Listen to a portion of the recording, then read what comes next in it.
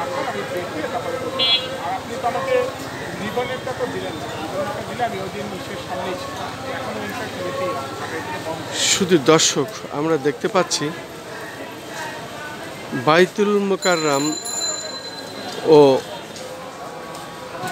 জিপিওর মাঝের যে রাস্তা, সেখানে আমরা ওয়ালে দেখতে পাচ্ছি একটি ব্যানার লাগানো, এবং সেই ব্যানারে আমরা দেখতে পাচ্ছি স্বৈরাচারী ধর্ষক, হত্যাকারী, ইন্টারন্যাশনাল মাফিয়া, বাংলাদেশের সবচেয়ে বড় ভূমিদস্যু তানভীর সোবহানের ফাঁসি চাই।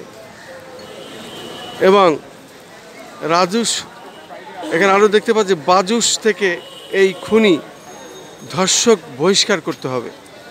পাশাপাশি আমরা দেখতে পাচ্ছি আবেদন বাংলাদেশ জুয়েলারি ব্যবসায়ী বৃন্দ এটা করেছেন এবং তারা এইভাবে টাঙ্গিয়েছেন। আমি শুক্রবার জাতীয় মসজিদ বাইতুল মোকাররমের জুমার নামাজ শেষে আমরা এটা দেখতে পাচ্ছি। আসলে এটি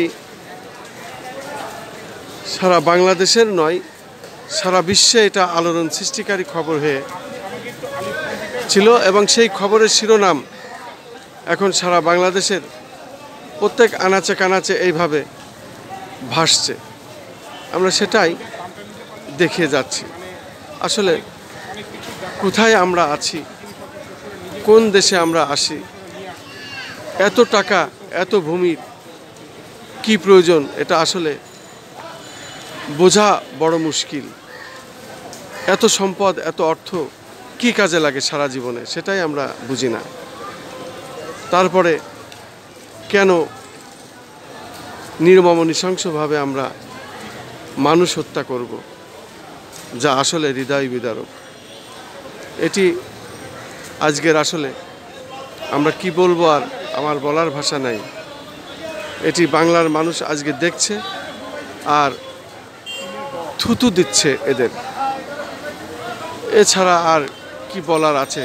যা সত্য তাই বললাম, যা ঘটনা তাই বললাম।